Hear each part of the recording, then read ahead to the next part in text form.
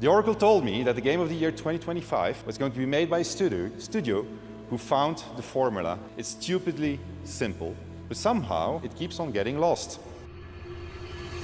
I used to think I knew what made a game great.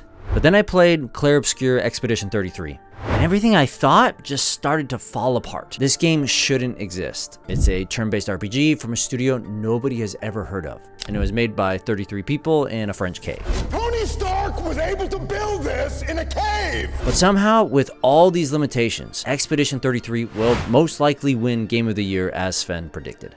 Why? Because Clair Obscur is beautiful. It's heartbreaking. It changed the way I think about morality. You know. Let me tell you something. Clair Obscur is one of my all-time favorite games. And as an aspiring game developer myself, trying to make a game, you should go check it out, I needed to know, how did they do this? How did they make this game? Because when you look past the combat, past the visuals and the music that just pulls at your soul,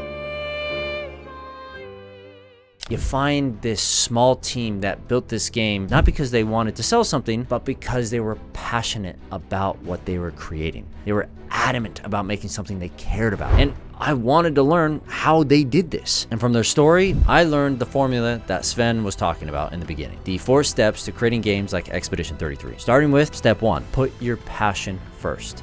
For Clair Obscur, there's just an idea, a simple concept scribbled down by Guillaume Broche. At the time, he was a game producer at Ubisoft, and he worked on big teams and on big franchises. On the outside looking in, it looked like he had made it. The guy was on top of his field, but on the inside, he felt disconnected. Guillaume wasn't building something he believed in at Ubisoft. He was having to contribute to a big corporate vision over and over again. So he was struggling with his job, like many of us do, wanting to work on his side project. And then something just clicked, and Guillaume decided to leave. I'm not positive I know the catalyst, the reason that persuaded him to leave. Maybe he just felt confident in his vision, or he was losing interest in his job and just was done at that point. But for those that have played Expedition 33, it's clear he had some strong emotion, the strong motivation going into making this game. Because he didn't just make this simple experience. He imagined this world where loss was part of the design, where time was limited, where every character was living on borrowed days. And with this idea growing in Guillaume's mind, he couldn't stay any longer, and he left Ubisoft. Once an idea has taken hold in the brain, it's almost impossible to eradicate. An idea that is fully formed, fully understood, that sticks. Right in there somewhere.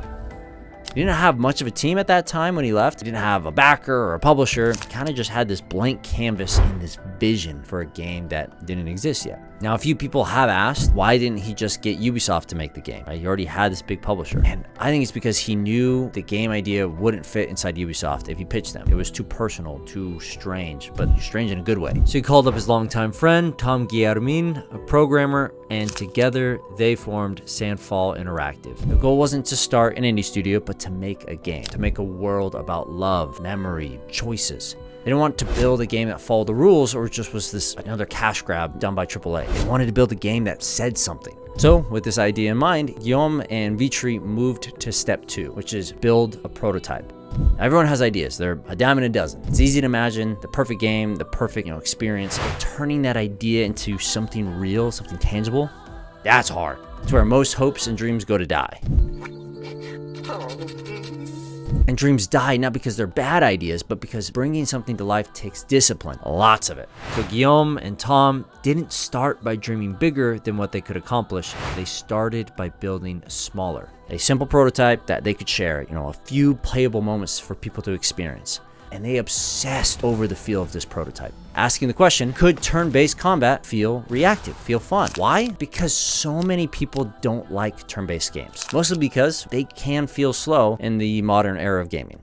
That's why Final Fantasy moved away from the combat style towards real-time combat years ago, because players kept telling them it was boring, and Square Enix didn't really know how to make turn-based unique or more interesting, which is crazy to me because some of my all-time favorite games are turn-based, like Final Fantasy and Paper Mario, and they've had, some unique twists on these styles of combat 20 years ago. It was more simplistic, don't get me wrong, but they have been adding layers to this turn-based combat, adding these unique elements, and tons of games have built on this concept of, making turn-based more unique. Paper Mario, Final Fantasy, none of these studios could take this formula any further, at least in an interesting way.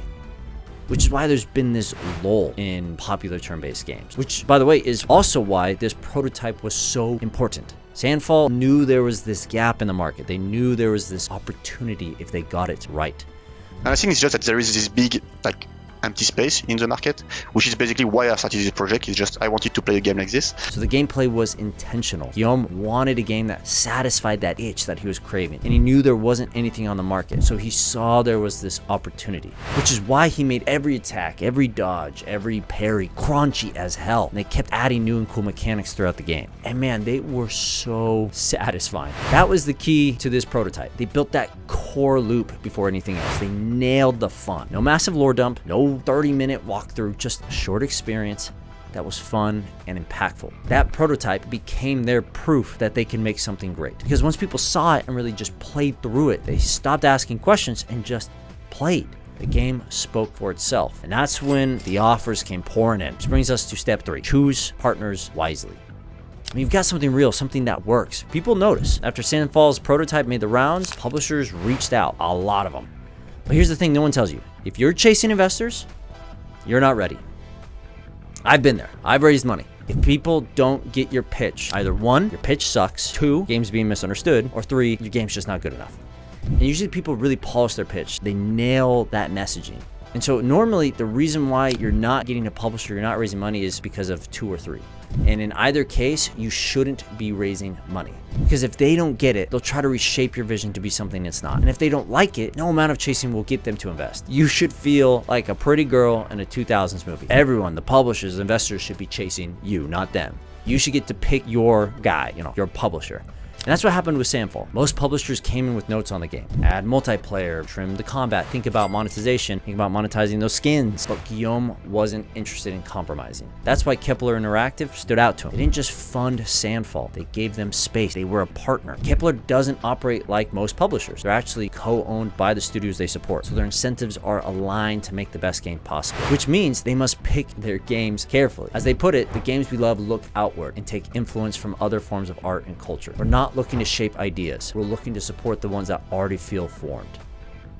To me, this is the turning point of Expedition 33. They went from a promising prototype to a game that could actually get finished. Why? Because Sandfall didn't take the first offer, or the second, or the third. They waited for the right partner, the right publisher to get in bed with, the people that would actually help them take the game, that vision, to the next level. Which brings me to step 4, which is vitally important that you nail. It's build an incredible team.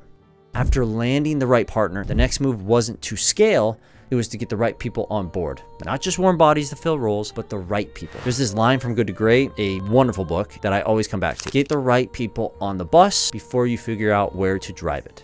Fantastic line, fantastic book. Definitely give it a read if you want to understand leadership. But Sandfall took the bus analogy seriously. They grew to around 30 people, give or take a few, and many were stepping into these roles for the first time. This wasn't a team packed with polished resumes and just experts in their field. It was really just kind of a ragtag team of people that were full of passion. Like, Guillaume didn't ask, have you done this before? He asked, do you care? He recruited artists who loved the visual, programmers who loved the gameplay, writers who loved the story. Tom Gearman later said, after the game was released, that they had used Unreal's blueprint system so that even non-coders could shape gameplay directly, basically making it so that everyone owned a piece of the game. In making this, they didn't need specialists at Sandfall. They needed passionate collaborators. For a small team like us, it was critical to make sure everybody was able to access most of the project and not be blocked behind a wall of code. That's the core takeaway from all this. Passion plus ownership equals results. It wasn't this bloated team. It was a small group of passionate believers. And that's what matters, because when you only have a few seats on the bus, each one has to have impact, and it's vital you get each seat right. And when you do, you end up with scenes like this. Scenes that just stick in your brain and make you think. Scenes that make you feel. As humans, we don't seek perfection, we seek connection. And the human connection I got playing this game was something truly beautiful. It really was an amazing experience. So maybe that's the real reason this game worked. Not because it had the biggest team or all the money, but it worked because every part of it came from people who cared. They cared about the story, about the player, and they had the tools and the capital to actually build something to meet the vision they had. Clair Obscur isn't just this surprise success. It's proof that vision still matters, that craft still matters. That in a world of safe bets and AI and market-tested sameness, there's still room for something bold, something personal, something unique. And when a team builds from that place of creativity, and when they fight to protect it all the way to the finish line, you don't just get this game. You get something that stays with people. So what's the formula? Step 1, put your passion first. Then build a great prototype. Once you have that prototype and people are interested, choose your partners wisely and protect the vision. And then once you have those partners, that vision, get the people on the bus who will build that vision. That's it. Simple but complicated.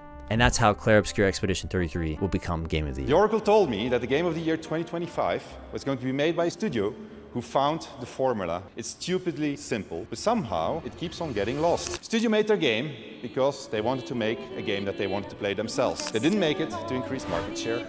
They didn't treat their players as users to exploit. They cared about their game because they loved games. And they realized that if the developers didn't have fun, nobody was going to have any fun. They knew that if you put the game and the team first, the revenue will follow.